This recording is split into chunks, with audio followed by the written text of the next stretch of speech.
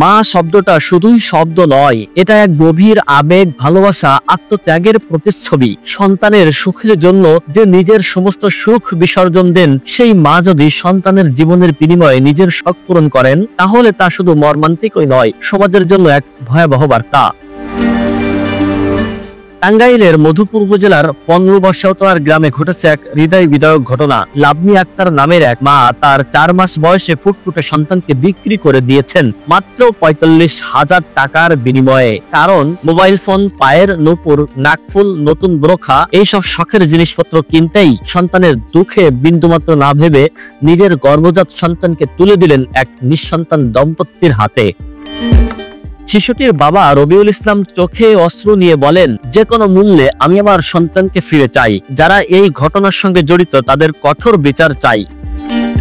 12 April Laboni Akter তার সন্তানকে বিক্রি করে দেন ধোয়াপুর উপজেলার আলুয়া গ্রামের হোসেন আলীর কাছে। হোসেন ছিলেন নিঃসন্তান, তাই সন্তান চেয়ে নেন, কিন্তু যেভাবে এই সন্তান বদল হয়েছে তা আইন ও মানবতাবোধ দুটোই পরিপন্থী।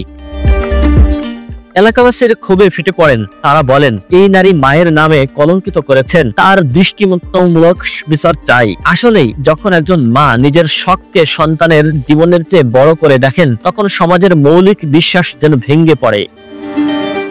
এই ঘটনার পর পুলিশ তদন্তে নামে। 1 সপ্তাহের মাথায় শিশুটিকে উদ্ধার করে লাবনী আক্তারকে আটক করে। বর্তমানে শিশুটি পুলিশের হেফাজতে রয়েছে। আইনি প্রক্রিয়ায় তাকে বাবার কাছে ফিরিয়ে দেওয়ার উদ্যোগ চলছে।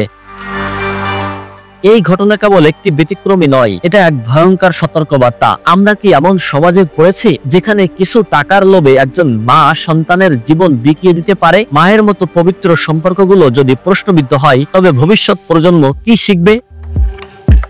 মা মানেই স্নেহ, ত্যাগ, ভালোবাসা। তাকে কলঙ্কিত হতে দেব না। আসুন আমরা এসবে অনৈতিক ঘটনার বিরুদ্ধে সোচ্চার হই। সন্তান যেন শুধু শখ পূরণের সামগ্রী হয়ে না ওঠে, সন্তান হোক একজন মানুষের শ্রেষ্ঠ স্বপ্নের বাস্তব রূপ।